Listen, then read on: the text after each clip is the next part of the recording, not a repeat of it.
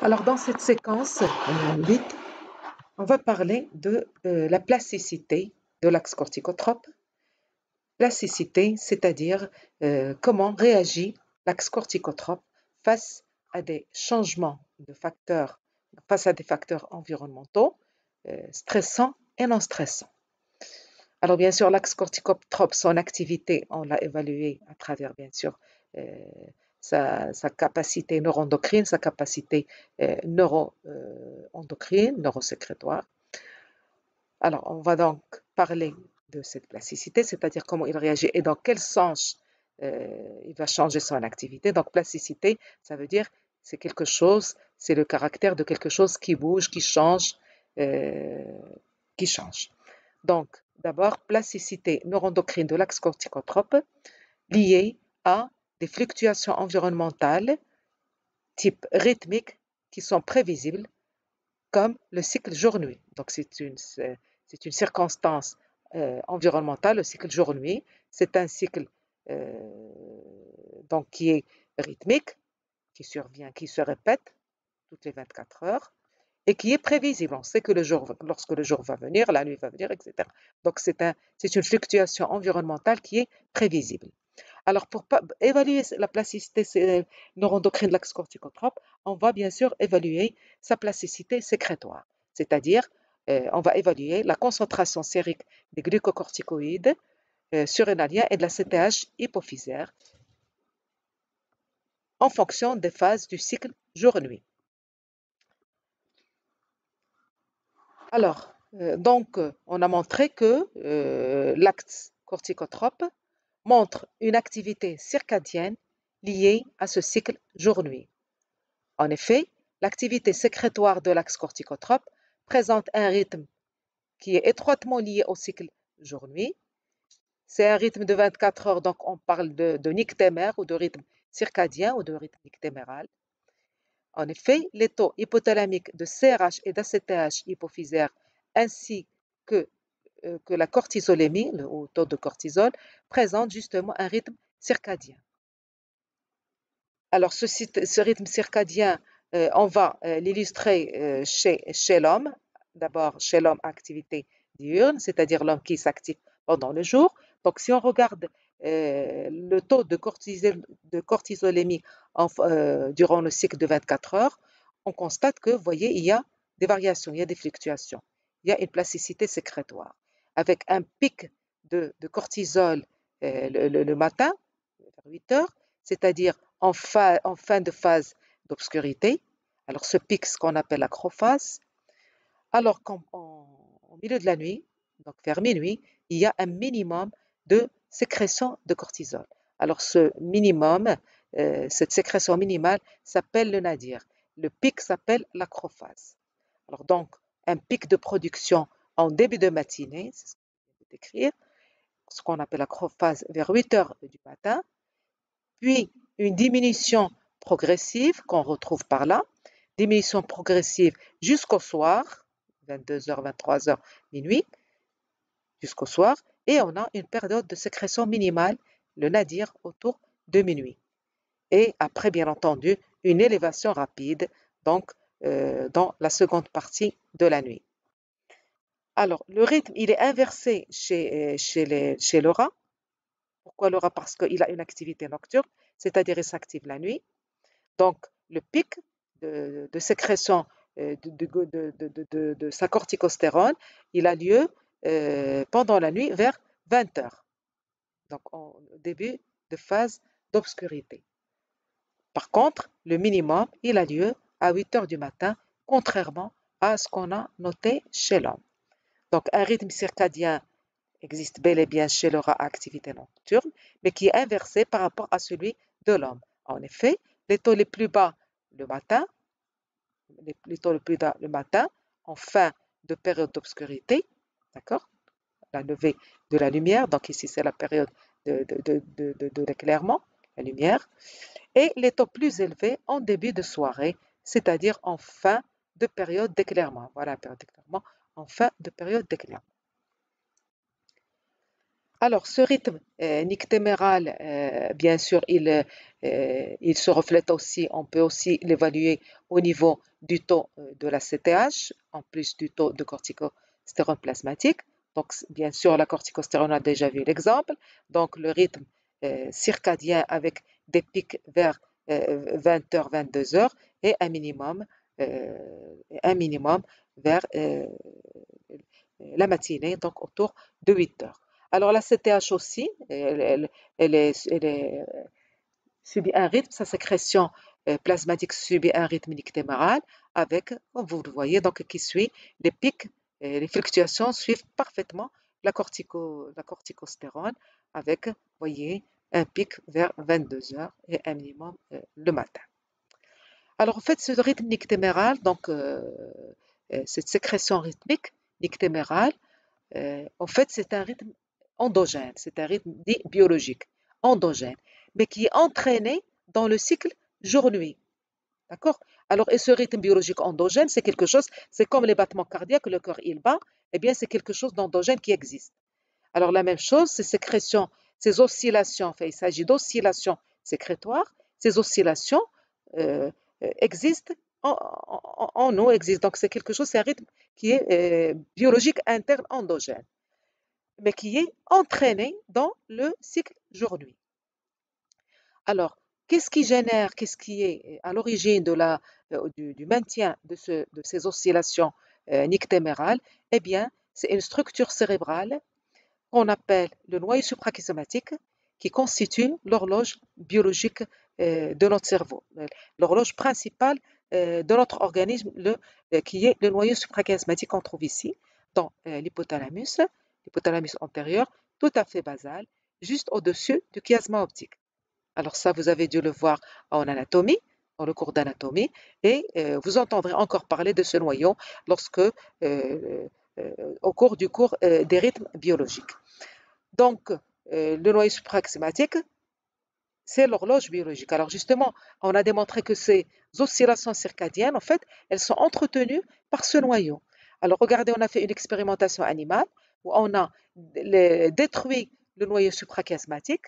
Là, c'est sur une photo réelle. Ça, c'est, regardez le troisième ventricule, le noyau suprachiasmatique de gauche et de droite. Alors on l'a détruit. Il y a plusieurs façons de détruire le noyau. Alors, l'ablation ou la destruction de ce noyau, on l'a détruit et après, on a regardé euh, les, les concentrations journalières d'ACTH et de corticostérone. L'ACTH, c'est le tracé vert et la corticostérone, c'est le tracé bleu. Alors, qu'est-ce qu'on constate? Alors, ça, c'est chez le témoin où le noyau suprachiasmatique est intact. Regardez, vous avez les pics oscillatoires qui reviennent euh, vers 20h, 22h et puis le matin. Alors, regardez ici, c'est après lésion du noyau suprachiasmatique. Qu'est-ce qu'on constate? On constate que la courbe, elle s'aplatit, que ce soit pour la corticostérone ou pour la CTH. Donc, il n'y a plus ces fluctuations bien marquées. Il y a des petites fluctuations, mais qui ne sont pas significatives en regardant ce qu'on appelle les erreurs standards à la moyenne, les écarts types. Donc là, les oscillations qu'on voit au cours du jour, eh bien, elles sont abolies, elles sont euh, détruites. Donc, par conséquent, les fluctuations environnementales rythmiques jour-nuit agissent sur la sécrétion plasmatique d'ACTH et de corticostérone via l'horloge biologique qui est le noyau suprachiasmatique. Donc, c'est l'horloge biologique, le noyau suprachiasmatique, qui entretient cette rythmicité sécrétoire de corticostérone et d'ACTH.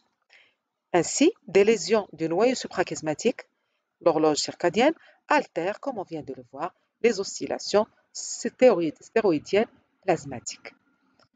Donc, vous voyez que il y a une plasticité sécrétoire qui reflète une plasticité euh, neuroendocrine, qui reflète une plasticité neuroendocrine de l'axe corticotrope en fonction du cycle jour-nuit. Donc, plasticité liée à une fluctuation rythmique nictémérale circadienne. Alors, on va voir maintenant la plasticité neuroendocrine, mais qui est liée non pas à des fluctuations prévisibles, mais à des fluctuations aléatoires, c'est-à-dire imprévisibles. Et c'est le cas de divers stresseurs environnementaux dont on va parler. Alors là aussi, cette plasticité neuroendocrine liée aux stresseurs environnementaux, elle sera évaluée par la plasticité sécrétoire, c'est-à-dire la concentration sérique des hormones ACTH et glucocorticoïdes, cortisol ou corticostérol chez l'animal. Alors voilà donc dans ce travail qui a été publié dans Physiology Research, où on a regardé et on a constitué différents groupes d'animaux qui ont subi différents types de stress et on a dosé chez eux la concentration plasmatique d'ACTH et de corticostérone. Donc ici, vous avez les taux plasmatiques d'ACTH et de corticostérone suite à l'exposition de rats à divers stresseurs. Donc l'expérience a été faite chez des rats. Alors, quels sont les stresseurs qu'on a utilisés? Alors, d'abord, vous avez des histogrammes et on va décortiquer un petit peu ces histogrammes. Alors, en 1, que ce soit pour l'ACTH ou la corticostérone, c'est le groupe d'animaux contrôle. Donc, vous avez ça, c'est la concentration basale d'ACTH et ici, c'est la concentration basale de corticostérone. Alors, on a constitué le groupe B. Le groupe B, il a subi un stress par privation de nourriture pendant 48 heures. Voilà, c'est le groupe B. Il est indiqué fasting. Fasting en anglais, c'est privation de nourriture pendant 48 heures. La même chose pour la corticostérone, privation de nourriture. Alors ensuite, le D, c'est un groupe qui a subi ce qu'on appelle le stress de foule, c'est-à-dire on a concentré beaucoup d'animaux dans la même cage. Donc, on les a empêchés d'avoir un mouvement, d'avoir une certaine liberté dans leur action motrice, dans leur mouvement. Donc, le stress de foule va provoquer une restriction forcée du mouvement. Alors, c'est ce cas, c'est le D. Alors, c'est indiqué ici, aggregation, l'agrégation, c'est-à-dire on les a regroupés par plusieurs dans une petite cage, alors que normalement, les rats sont mis dans les cages par deux. Ensuite, vous avez le F. Le stress qu'on a subi, c'est le stress par le froid. Donc, on a infligé au groupe d'animaux une température de 6 degrés pendant 3 heures. D'accord? Alors, donc c'est le cold, le froid. Ensuite, le groupe suivant, le groupe H, le groupe H et le groupe I. D'accord? Alors ici, ils ont subi un stress par la chaleur.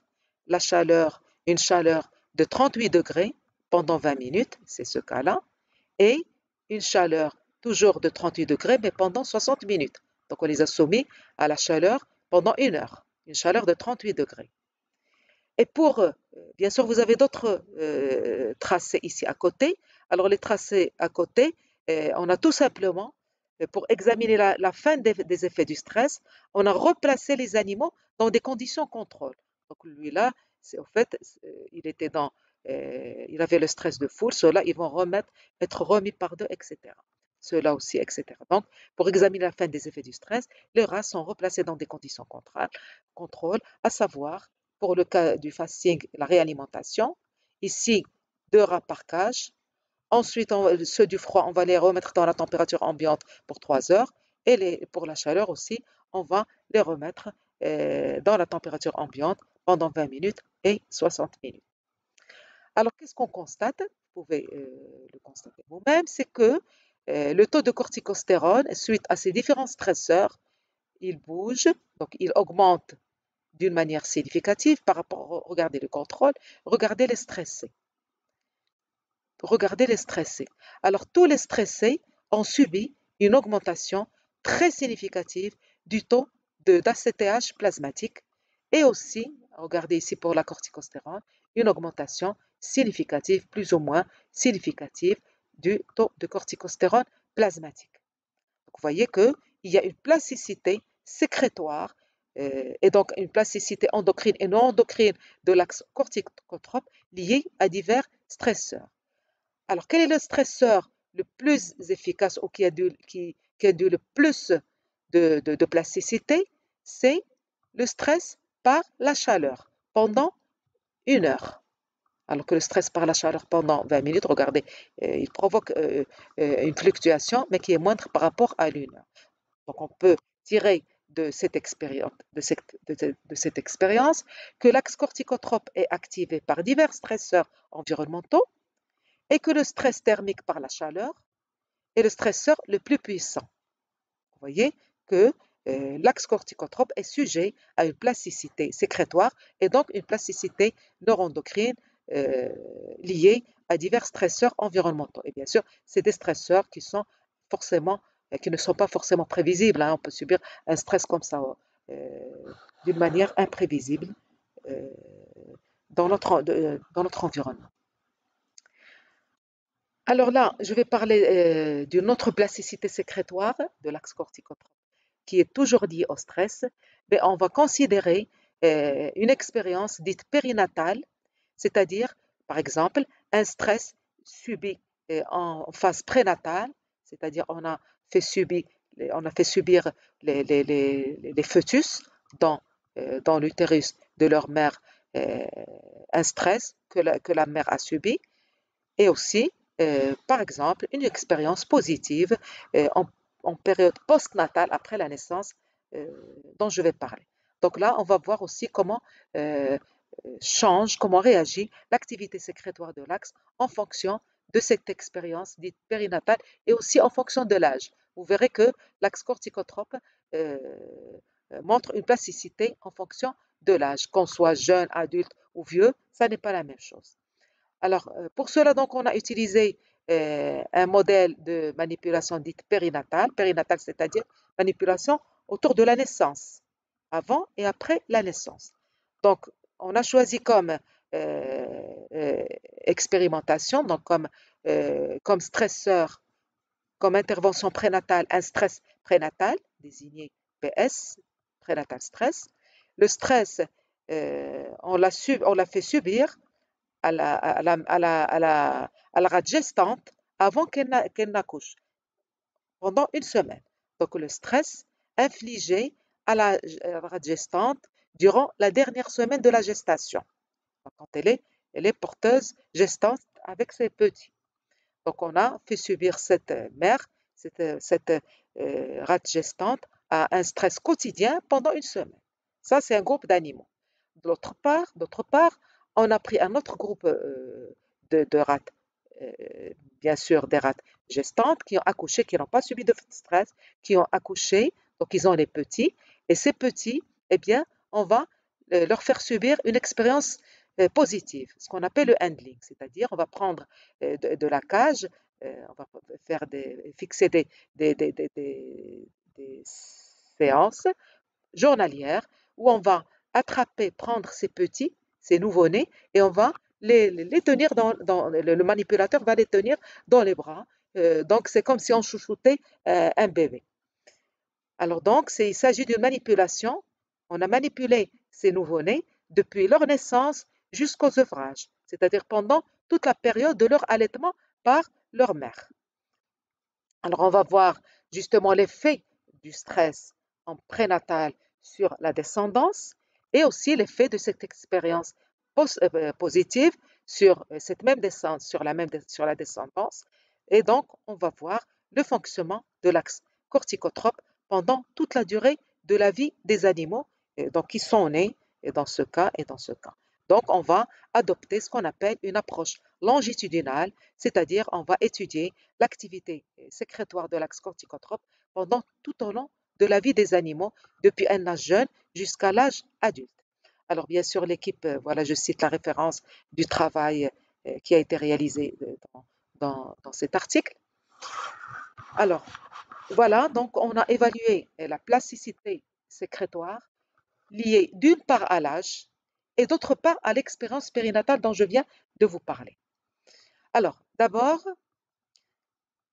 qu'est-ce qu'on peut dans ce tracé? Vous voyez trois compartiments. Alors, en fait, chaque compartiment correspond à un groupe d'animaux. Alors, en fait, on a constitué trois groupes d'animaux. Le groupe contrôle, qui n'a rien subi.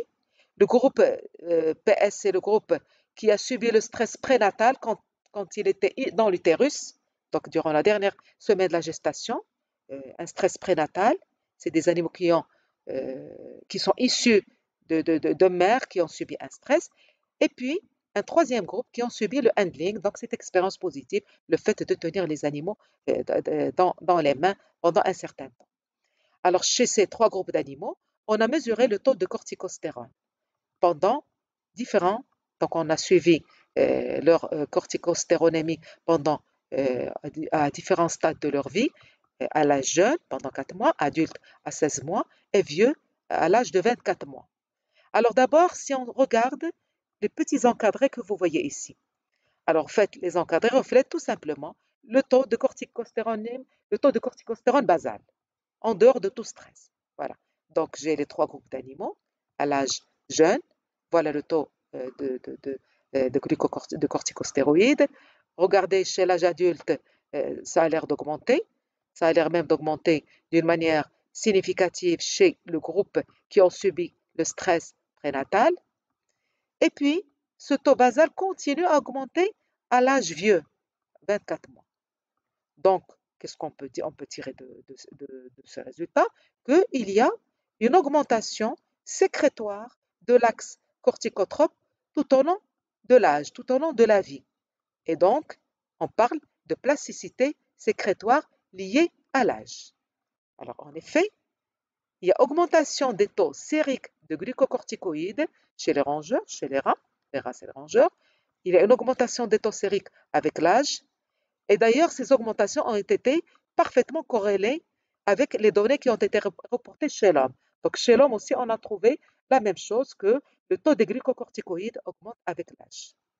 Alors maintenant, comment va réagir chaque groupe si on lui inflige, si on le soumet à un stress aigu, un petit stress de 30 minutes, par exemple un stress d'immobilisation? Alors, qu'est-ce qu'on a fait? Donc, bien sûr, les animaux qui ont subi, il y a un seul groupe ici dont la mère a subi le stress. Alors, on va voir si la descendance est affectée par le stress que subit la mère. D'accord? Donc, la mère avait donc plasticité sécrétoire liée au stress prénatal, c'est-à-dire on a imposé à la rate gestante, quand elle portait ses petits, un stress d'immobilisation qu'on appelle stress par contention, c'est-à-dire on va mettre la rate gestante dans un espace clos, dans une espèce d'éprouvette, de manière à lui limiter le mouvement, donc elle va se trouver stressée. Et ceci, ça va être 3 périodes de 45 minutes par jour, donc 3 fois 45 minutes, on va la stresser, et ceci durant toute la dernière semaine de gestation. D'accord? Euh, alors ensuite, bien sûr, elle va mettre bas ses petits et on va suivre les petits tout au long de leur vie. Et c'est ce que vous voyez ici. Bien sûr, avec les stressés, avec ceux dont la maman était stressée, donc on va les désigner par PS. Et il y a les groupes, il y a le groupe contrôle, et il y a le groupe, comme je vous ai dit, qui n'a pas été stressé, mais c'est des animaux qui ont subi, juste après leur naissance, une expérience positive, ce fameux handling. Alors, qu'est-ce qu'on constate? Lorsque maintenant, chacun de ces groupes subit un stress, par exemple, de 30 minutes, un stress d'immobilisation, par exemple, de 30 minutes. Alors, comment, regardez ici, on suit, en fonction des heures qui suivent le stress, c'est la courbe que vous voyez ici. Alors maintenant, ça y est, les encadrés, on en a déjà parlé. Vous n'en parlez pas, et regardez les courbes que vous voyez ici. Donc, il y a le taux de corticostérone chez les animaux qui ont subi le stress prénatal, c'est les cercles pleins. Il y a le groupe avec le contrôle, le groupe contrôle avec les cercles vides, blancs, et puis le handling avec les cercles gris. Alors, qu'est-ce qu'on constate? On constate que, bien sûr, avec le stress, il y a eu augmentation de corticostérone. Cette augmentation, elle est beaucoup plus importante chez le stressé prénatal par rapport au contrôle. Alors que ceux qui ont subi le handling, regardez, la courbe, elle est déplacée vers le bas. Il y a une diminution, au contraire, de corticostérone. Et bien sûr, les variations, elles comportent ces étoiles. Ça veut dire que c'est des diminutions. Par exemple, chez le stress prénatal, c'est une diminution qui est significative par rapport au contrôle. Et pardon, c'est une augmentation significative, augmentation parce que la courbe, elle est déplacée vers le haut. C'est une augmentation significative pour le stress prénatal et c'est une diminution significative pour le groupe Handling. Ça, un âge jeune, c'est-à-dire à 4 mois après la naissance. Alors, ces mêmes animaux à l'âge adulte, donc toujours nos trois groupes, on va continuer à les suivre durant l'âge. Donc, à l'âge adulte, à 16 mois, on leur a fait subir un stress de 30 minutes et on regarde de la même manière l'évolution des taux sériques de corticostérone. La même chose, comme l'âge jeune, eh bien, et regardez, il y a une augmentation très significative par rapport à tout à l'heure. Ça a même augmenté plus par rapport au groupe contrôle. Et le handling a par contre exercé un effet inverse par rapport au stress prénatal puisque ça diminue, ça déplace la courbe vers le bas, donc une diminution très significative, plus ou moins significative par rapport aux animaux contrôle. Alors la même chose à l'âge vieux, regardez, donc en fait les altérations les altérations sécrétoires qui apparaissent, ils continuent à se faire sentir jusqu'à l'âge vieux, à l'âge de 24 mois chez le rat. Alors, regardez, suite à un stress de 30 minutes, regardez la corticostérone, elle est fortement augmentée chez le stressé par rapport au contrôle et le handling a provoqué une forte diminution, toujours courbe déplacée vers le bas, du taux de corticostérone chez les animaux qui ont subi le handling. Alors, il y a un détail qui est vraiment frappant entre adultes et vieux. Alors, regardez la courbe du taux sérique de corticostérone chez le stressé prénatal, voilà, et regardez la courbe chez le contrôle à l'âge vieux. Ils sont tout à fait comparables, ils sont similaires, avec les mêmes teneurs. Ça veut dire quoi? Ça veut dire que le taux de corticostérone chez le stressé prénatal à l'âge adulte, il est tout à fait comparable à ce qui existe chez le vieux. Ça veut dire que comme si ces animaux adultes qui ont subi le stress prénatal, ils ont subi en fait un vieillissement précoce avant l'âge prévu. Et ce vieillissement précoce, on peut parler de vieillissement pathologique. Donc ils ont vieilli d'une manière pathologique. Pourquoi? Parce qu'ils ont des sécrétions de corticostérone tout à fait comparables à l'âge vieux. Alors, donc on conclut que, suite à un stress prénatal, il existe bel et bien une plasticité sécrétoire liée à ce stress avec une sécrétion post-stress augmentée, une sécrétion post-stress augmentée. Et d'ailleurs, on la voit même en fonction de l'âge, d'accord, même à l'état basal, même en dehors de toute forme en dehors de tout stress.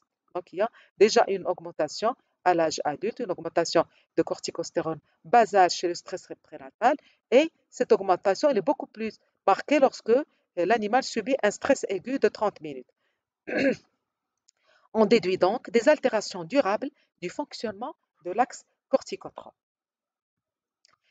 Alors, en conclusion, on peut dire que le stress pendant les périodes périnatales dont on vient de parler, le stress pendant la période périnatale de vie, donc soit en prénatal avant la naissance du petit ou après la naissance du petit, alors ce stress peut modifier les capacités adaptatives à l'âge adulte. On a vu que, bien sûr, les taux sécrétoires des corticoïdes changent, donc ça veut dire que les capacités adaptatives à un stress ne sont pas tout à fait les mêmes.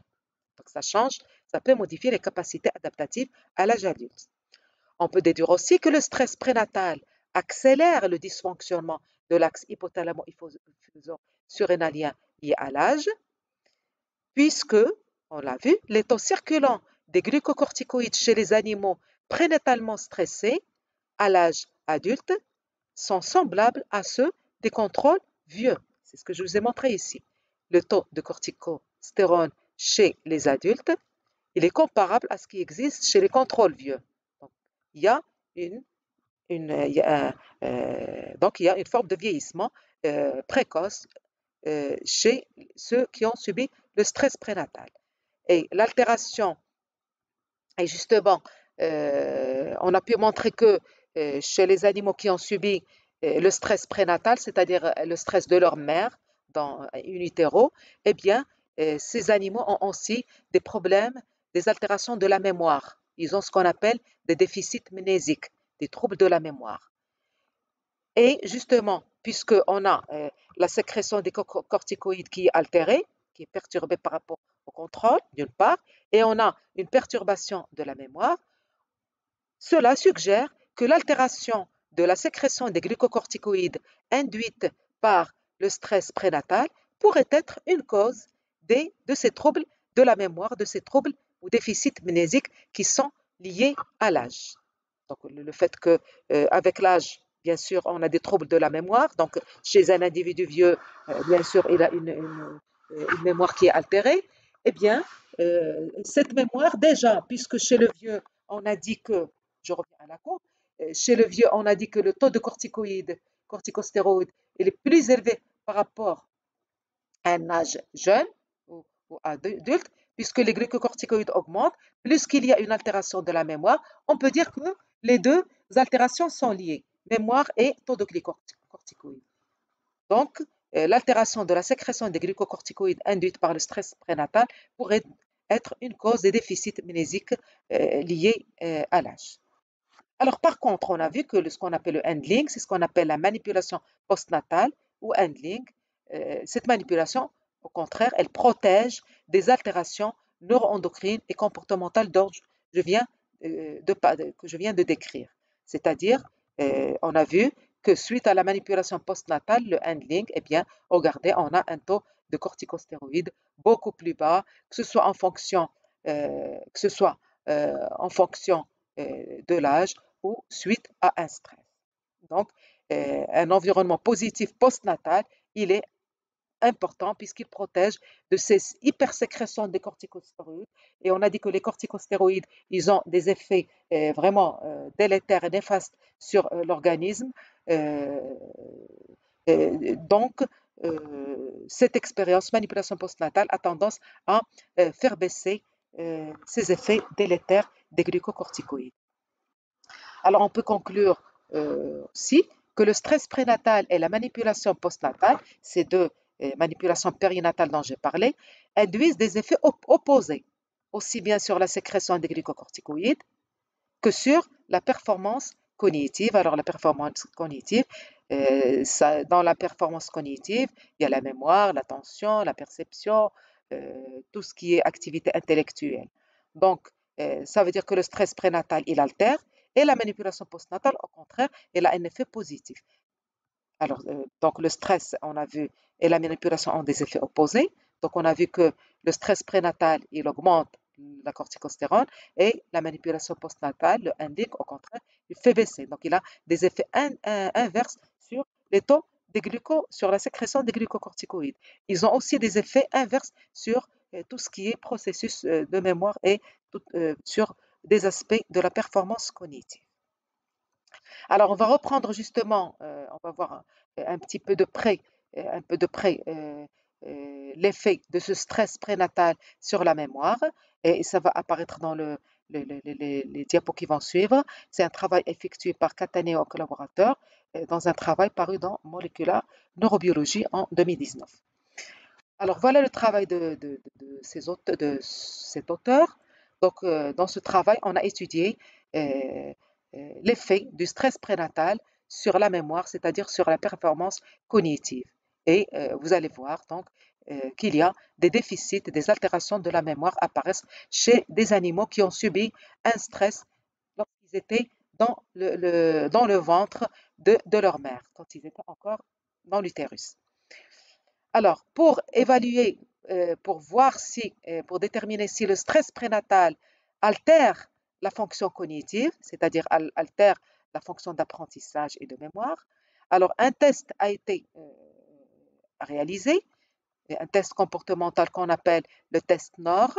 Alors, NOR, ça veut dire quoi?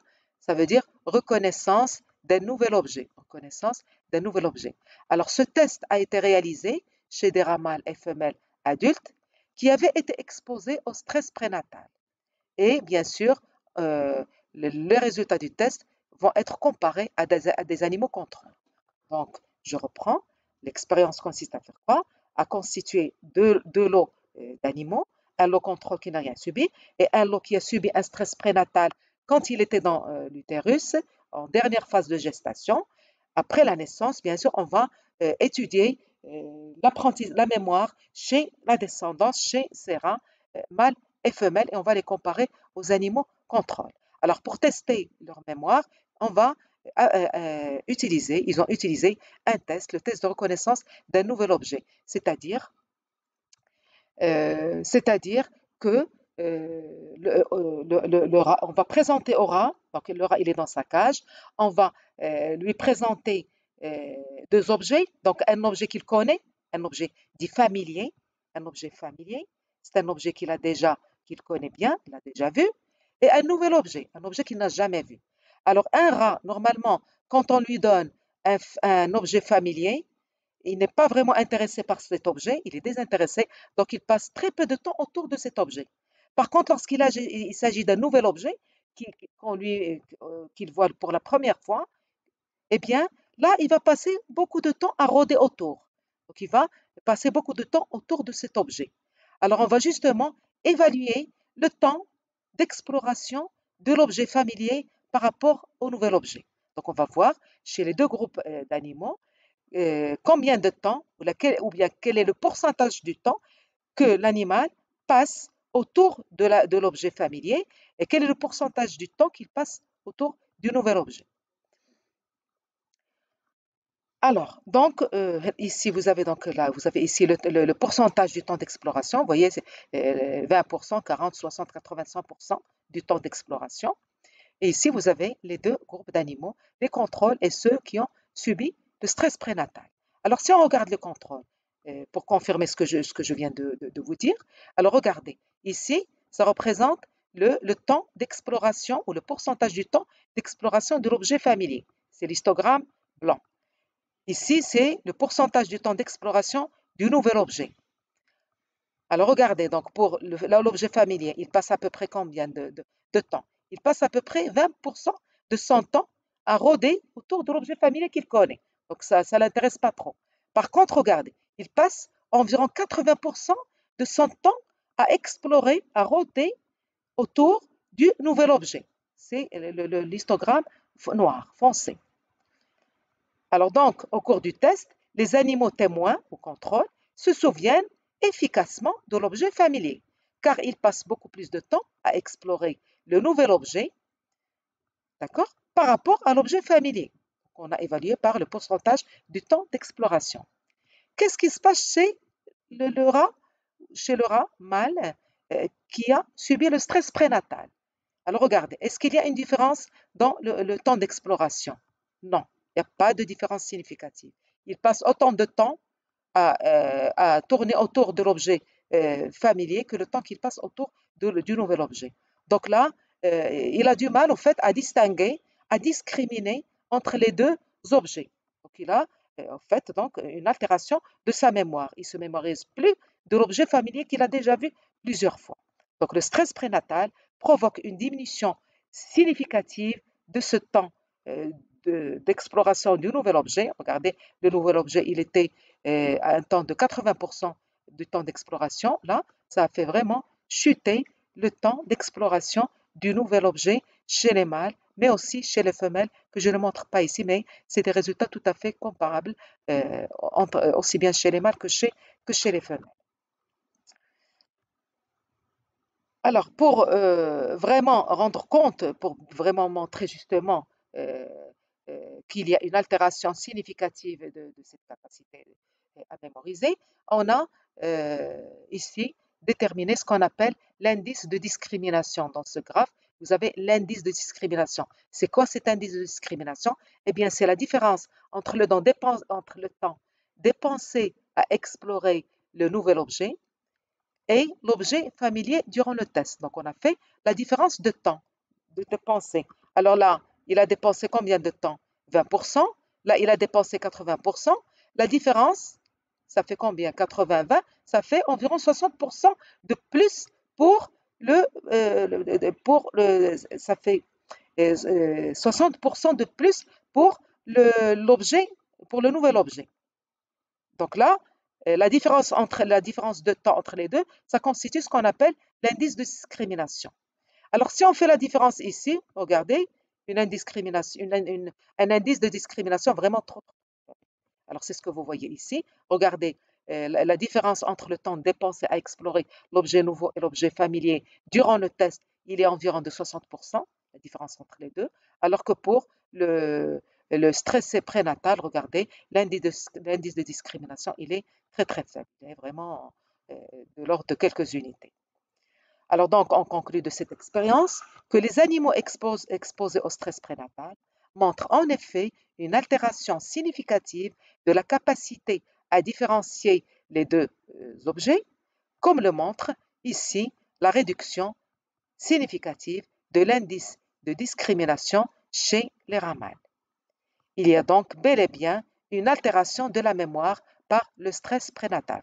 Donc là, vous voyez, on a appliqué un test comportemental qui permet d'évaluer la mémoire et on montre bien qu'il y a une altération de la mémoire suite au stress prénatal. Donc vous voyez que le stress prénatal, déjà, il a perturbé, il a altéré le fonctionnement de l'axe corticotrope en amplifiant la sécrétion des glucocorticoïdes, ce qui est néfaste pour l'organisme, ce qui provoque un vieillissement précoce, et il y a aussi une altération de la mémoire. Alors, au fait, on a voulu comprendre un petit peu une altération de la mémoire. Qu'est-ce qui fait que la mémoire est altérée? Alors, quand on parle de processus mnésique ou de mémoire, eh bien, il y a des structures cérébrales qui soutiennent, qui entretiennent notre mémoire. Alors, la structure par excellence qui entretient notre mémoire, la structure qui est ce qu'on appelle l'hippocampe. Une structure, c'est ces espèces de cornes, de papillons, donc qui sont cette structure qui est juste en dessous du cortex dont on a déjà parlé lorsqu'on a parlé du contrôle neuronal de l'axe corticotrope. Donc, l'hippocampe, notre mémoire, en fait, elle est entretenue par l'activité des neurones de l'hippocampe. Il y a un autre phénomène qui entretient notre mémoire dans l'hippocampe, c'est que cet hippocampe, il est capable de fabriquer de nouveaux neurones durant même la vie adulte. Donc, ça veut dire que la création de nouveaux neurones n'a pas lieu uniquement avant la naissance, mais ce dogme a été abandonné puisqu'on a démontré depuis les années 90 que notre cerveau est capable de fabriquer de nouveaux neurones, donc des neurones nouvellement formés, durant toute la vie, durant toute notre vie adulte. Alors, et cette création de nouveaux neurones, c'est ce qu'on appelle la neurogénèse. Donc, puisque le stress prénatal affecte la mémoire, on s'est intéressé alors à la neurogénèse dans l'hippocampe. Vous avez cette diapositive qui s'intitule « Le stress prénatal et la neurogénèse dans l'hippocampe ». Alors, bien sûr, cette neurogénèse, on a des outils techniques pour la mesurer, pour l'évaluer, donc pour évaluer le nombre de neurones nouvellement formés dans l'hippocampe en particulier. Alors, parmi ces techniques, donc, enfin, parmi ces concepts techniques, ces processus techniques, on utilise des marqueurs de cellules néoformées ou nouvellement formées, comme par exemple ce qu'on appelle la BRDU. Alors, la BRDU, c'est une molécule qui est capable de s'incorporer dans l'ADN nouvellement synthétisé dans les cellules qui sont en train de se répliquer, dans les cellules en réplication. D'accord? Donc, on a utilisé ce marqueur de neurogénèse, c'est ce que vous voyez ici, et on a regardé le nombre de cellules ou neurones nouvellement formés, bien sûr, chez des animaux contrôle, c'est les cystogrammes blancs, et chez les animaux qui ont subi un stress prénatal, c'est-à-dire ils étaient stressés avant, ils ont subi le stress de leur mère lors de la gestation. C'est les tracés violets que vous voyez ici. Donc, ce travail permet de souligner justement l'importance de la neurogénèse hippocampique chez l'adulte dans les processus de mémoire. L'importance de la neurogénèse hippocampique chez l'adulte dans les processus de mémoire. Alors, qu'est-ce qu'on peut déduire de ce graphe? Alors, si on regarde donc le nombre de neurones nouvellement formés, donc la neurogénèse, regardez le nombre de neurones formés, bien sûr à différents âges chez l'animal, un âge vraiment postnatal, 28 jours postnatal, après un âge jeune, 3 mois, adulte, 10 mois, et vieux, 22 mois. Alors, voilà la neurogénèse. Si on regarde que le contrôle c'est le blanc. regardez en fonction de l'âge, qu'est-ce qu'elle fait la neurogenèse? Elle a tendance à diminuer et à diminuer significativement en fonction de l'âge. Donc ça veut dire que cette capacité de créer de nouveaux neurones, eh bien, cette capacité, elle diminue. C'est pour ça qu'il y a une altération de la mémoire en fonction de l'âge. Ça, c'est une première idée qu'on peut tirer de ce histogramme. Qu'est-ce qui se passe chez le stress prénatal lorsqu'on le compare au contrôle? Regardez, à l'âge postnatal, regardez, j'ai une diminution significative de la neurogenèse, une diminution très significative à l'âge jeune, encore une diminution très significative à l'âge adulte et encore une diminution significative à l'âge vieux. Donc ça veut dire que le stress prénatal rajoute un effet négatif sur la neurogenèse en plus de l'âge. On conclut donc de ce travail qui est paru dans PNAS, dans le journal PNAS, que le stress prénatal provoque une diminution de la neurogenèse, donc une diminution par rapport au contrôle. Alors une diminution de la neurogenèse, c'est-à-dire diminution du nombre de neurones, de nouveaux neurones ou de neurones néoformés dans l'hippocampe. Cette diminution de neurogenèse qui est associée à des déficits d'apprentissage qu'on vient de démontrer par le travail précédent, la mémoire. Alors donc, l'altération de la mémoire par le stress prénatal est liée à l'altération de la neurogenèse hippocampique. Donc, le stress prénatal, qu'est-ce qu'il fait? Il va altérer la neurogenèse, donc altérer l'activité de l'hippocampe qui entretient la mémoire et donc altération de la mémoire. Alors, vous voyez, le stress, il peut retentir non seulement sur l'axe corticotrope, mais il peut retentir sur la mémoire et sur donc plus d'un processus biologique. Alors, ce travail, au fait, d'altération de la neurogenèse, il a été repris plus tard par un autre groupe, le maire et collaborateur, qui a encore démontré que le nombre de neurones néoformés diminue après stress prénatal comparativement au contrôle. Mais l'intérêt de ce travail, c'est qu'ils ont aussi étudié l'effet du handling, de cette manipulation postnatale positive, sur le nombre de neurones néoformés dans l'hippocampe. Alors, qu'est-ce qu'on constate? Donc, que le stress prénatal diminue d'une manière très significative, fait diminuer très significativement le nombre de neurones néoformés dans l'hippocampe par rapport au contrôle. Par contre, regardez, le handling, il a tendance à faire augmenter cette neurogenèse hippocampique. Bon, c'est une augmentation qui n'a pas l'air d'être significative, mais c'est une augmentation quand même de quelques dizaines de neurones chez ceux qui ont subi la manipulation postnatale positive. Alors, ce qu'on apprend, et ce qui est intéressant, c'est le tracé suivant, le graphe que vous voyez ici. Là, bien sûr, regardez le stress prénatal. On fait subir aux animaux, à ce groupe d'animaux, un stress prénatal. Donc, théoriquement, ça descend. Mais après le stress prénatal, après la naissance, on va leur faire subir le handling, c'est-à-dire cette expérience positive, appréciée positive par les animaux nouveau-nés. Alors, donc, lorsqu'ils subissent le handling, qu'est-ce qu'on constate? Le nombre de neurones par rapport au stressé, uniquement stressé. Regardez, on rétablit le nombre ou la neurogenèse, le nombre de neurones néoformés chez ce groupe d'animaux. Donc, le handling, en fait, il a supprimé l'effet néfaste du stress prénatal qui a fait diminuer fortement la neurogenèse hippocampique. Voilà. Et d'ailleurs, on a déjà vu que les deux manipulations, prénatale et postnatale, avaient des effets opposés sur les glucocorticoïdes. Donc, c'est fait que leurs effets, quand ils sont rassemblés au niveau du même groupe d'animaux, leurs effets s'annulent et on retrouve la neurogenèse qui existe normalement chez le cancer.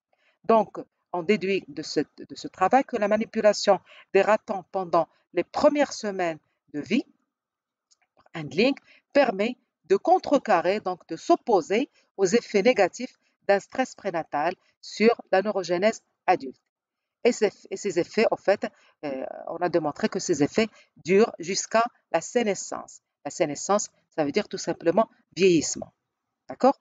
Donc, ces expériences qu'on vit, eh bien, ils ont leurs effets, ils ont leur effet jusqu'au vieillissement, jusqu'à la fin de vie.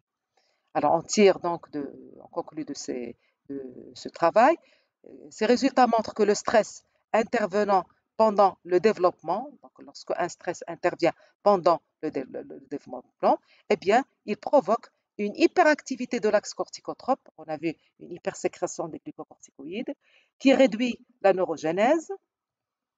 Donc, cette hyperactivité va réduire la neurogénèse et ça va accélérer la survenue de problèmes liés au vieillissement. Ça, c'est le stress, comme le stress prénatal.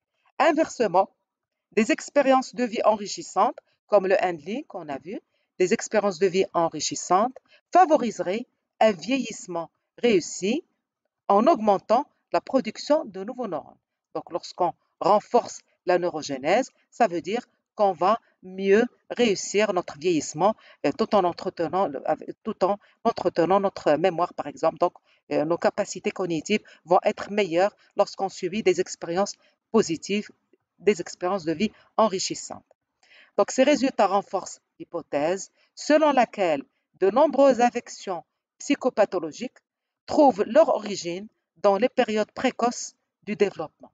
Donc, ce qu'on subit à un âge jeune ou même dans l'utérus, vous avez vu les séquelles du stress prénatal. Donc, ce qu'on subit en période précoce du développement, ça peut avoir un impact négatif ou positif. Et parfois, bien sûr, suite au stress, ça donne des altérations, ça peut enclencher des altérations d'ordre psychopathologique. Alors, pour résumer un petit peu ce que je viens de voir sur ce schéma qui retrace, qui vous donne une idée concrète de ce qui se passe au niveau de chaque compartiment biologique, de chaque entité biologique. Alors, un événement de vie, par exemple, ça peut être soit un stress prénatal ou un environnement enrichi. Alors, un environnement enrichi, par exemple, pour le rat, on a pris l'exemple du handling, de cette manipulation euh, euh, par les mains de l'animal. L'environnement enrichi pour l'homme, pour l'enfant, ça peut être les stimulations sensorielles, les couleurs, les sons, euh, un cadre enrichi en couleurs, en sons, en toutes sortes de stimuli sensoriels et puis qui peuvent justement contribuer à enrichir son environnement. Donc, un événement de vie, ça peut être soit, par exemple, un stress ou un environnement enrichi. Alors, si on prend, par exemple, le cas du stress prénatal qu'on vient de voir, qu'est-ce qu'il fait au niveau de l'axe corticotrope? Alors, c'est-à-dire au niveau de la cortico-surrénale, j'ai une surproduction de glucocorticoïdes qui, qui se reflète au niveau du cerveau par une diminution de la neurogénèse. Alors, diminution de la neurogénèse qui se reflète à travers une diminution de la performance de l'animal. Donc, l'animal, en termes de mémoire, il devient moins performant. Il a une mémoire altérée. Par contre, un environnement enrichi, qu'est-ce qu'il fait au niveau de l'axe corticotrope? Il va provoquer une diminution de la production des glucocorticoïdes. Donc, bien sûr, il y a toujours des glucocorticoïdes qui vont être là pour, bien sûr, adapter l'organisme par rapport aux différents types de stresseurs, etc. Mais ce n'est pas une hyperproduction qui peut être nocive et toxique pour l'animal, puisque, vous voyez, la neurogénèse, il a moins de glucocorticoïdes et donc il a plus de neurogénèse. Et plus de neurogénèse hippocampique, donc il a une meilleure mémoire et donc une meilleure performance. Donc les animaux sont mieux performants. Donc, meilleure performance suite à un environnement enrichi et une mauvaise performance suite à un environnement stressant comme le stress prénatal. Et bien entendu, cette performance concerne toute la vie jusqu'à l'âge vieux, c'est-à-dire la sénescence. Alors, avant de finir avec cette séquence de plasticité liée au stress, alors en fait, il s'est avéré que le stress, quand il est chronique, quand il est répété, il se répète dans le temps, eh bien, ce stress peut aussi affecter d'autres fonctions physiologiques comme la prise alimentaire, comme le comportement alimentaire. Alors justement, il y a une équipe qui s'est intéressée à cet aspect de l'effet du stress sur la prise alimentaire. Donc, Shiger et collaborateurs ont étudié justement les réactions physiologiques induites par un stress chronique quotidien. Donc, ils ont choisi comme stress expérimental ce qu'on appelle un stress d'immobilisation. Donc, ils ont pris un groupe d'animaux, de rats, auxquels ils font subir quotidiennement un stress d'immobilisation de 30 à 45 minutes pendant plusieurs semaines, d'accord? Et après, ils vont évaluer beaucoup de choses chez ces animaux. Bien sûr, en comparaison toujours à des contrôles. Alors, pour évaluer la prise alimentaire, d'abord, ils ont regardé le poids corporel. Comment change, est-ce que le poids corporel change en fonction du stress? Alors, c'est le tracé A. Voilà, vous avez deux tracés, vous avez deux courbes. La courbe contrôle, c'est les cercles pleins, c'est les carrés pleins. Et puis, les stressés, c'est les carrés vides. Qu'est-ce qu'on constate? Que, en fait, le poids corporel des animaux qui ont subi le stress chronique, regardez, il a tendance à diminuer par rapport aux animaux contrôle. C'est une diminution significative. Donc, diminution du poids corporel. S'il y a une diminution du poids corporel, bien sûr, on peut se dire que cette diminution, il est liée à une diminution de la, de la prise de nourriture, c'est-à-dire on consomme moins. Alors justement, c'est ce qu'ils ont évalué après dans le tracé B. Eh bien, ils ont évalué Daily Food Index, c'est-à-dire prise alimentaire journalière. Donc, regardez ici les groupes, le groupe contrôle, le groupe stressé. Donc, on a une diminution de la prise alimentaire journalière, la prise de nourriture par jour. Et cette diminution de la prise de nourriture, c'est ce qui justifie la diminution du poids corporel. Donc, une altération de la prise alimentaire avec une diminution de la prise alimentaire. Alors, ils ont profité de cette expérience aussi pour confirmer encore que le taux les glucocorticoïdes, que l'activité sécrétoire de la glande surrénale a augmenté, puisqu'ils ont montré une augmentation du poids de la glande surrénale. Regardez, ici, c'est le poids de la surrénale chez les contrôles et chez les stressés. Donc, une forte augmentation du poids de la glande surrénale, ça prouve qu'elle est hyperactive, donc surproduction de glucocorticoïdes. Ils ont aussi regardé la neurogénèse hippocampique chez leurs animaux pour montrer que tous les processus, toutes les altérations qui ont été décrites, ils les retrouvent suite à un stress chronique d'immobilisation. Et là aussi, vous avez une diminution de la neurogénèse chez les animaux stressés qui ont subi le stress chronique par rapport au contrôle. Donc, un stress chronique aussi, il a un effet tout à fait comparable au stress prénatal qu'on a vu tout à l'heure. Alors que là c'est un stress chronique qui dure pendant longtemps. Donc, ça veut dire que si on est sujet, c'est pour ça qu'il faut éviter quand même euh, de subir des stress prolongés. Donc un stress prolongé chronique, il est néfaste pour l'individu, qu'il soit humain ou pour euh, les animaux. Voilà donc l'aspect plasticité et les mécanismes que je voulais aborder avec vous. Euh, donc je m'arrête là pour cette séquence.